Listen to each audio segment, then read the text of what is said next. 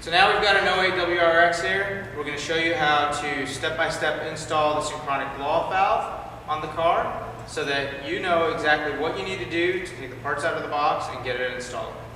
To install your synchronic blow-off valve, you start by taking off the factory bracket and the factory diverter valve on the 08 Subaru WRX. You remove these 12mm bolts that hold the bracket in place.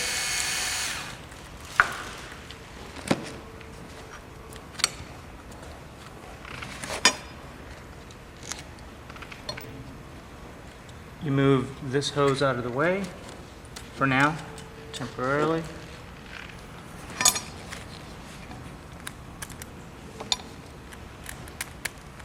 You remove the vacuum line for the diverter valve. Use a 10mm socket to remove the bolts that hold the diverter valve in place.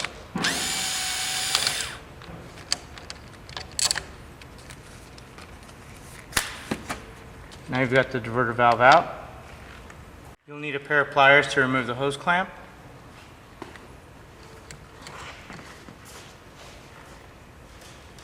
And you simply wiggle out the factory diverter valve. You remove your hose clamp. Now take your Synapse blow-off valve, install your flange for the WRX, install your set screws, locate the blow-off valve by leaving on the 1¼ recirc fitting, like that. Put in place the bolts to hold it in place temporarily. Because what we will do is we will mount the blow-off valve and we will take it off again.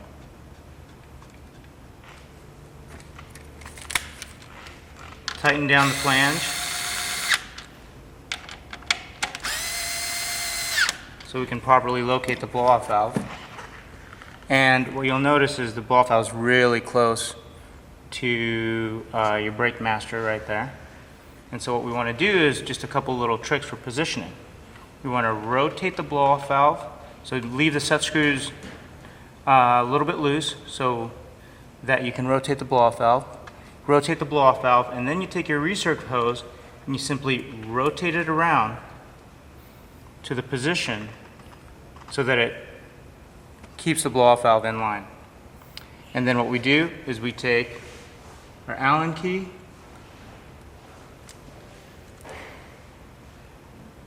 and we just tighten down the blow-off valve so that we have the proper clocking, and then we will have proper clearance back here for the vacuum fittings. So now you have to use a worm clamp instead of the stock clamp. Take your synchronic blow-off valve, just massage it in place into the recirc, and what we want to do is we want to remount the blow-off valve now that we've tightened down all the set screws.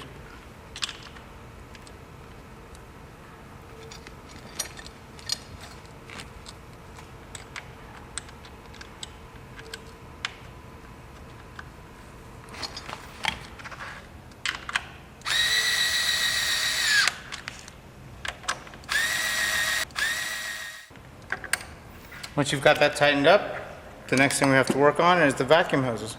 Since the hose is so large, you'll have to get an adapter to reduce that down into the size that needs to go into the back of the synchronic blow-off valve. But what we're going to do is we're going to use a Boost Connect line of fittings, and it's the perfect OD for the ID of the stock hose. Just get it installed in there. We're going to put a clamp on there later. And the Boost Connect line slides right on to the back of the blow-off valve. The one thing that's different about the synchronic blow-off valve is that you do have to find a boost only line for the third port on the blow-off valve.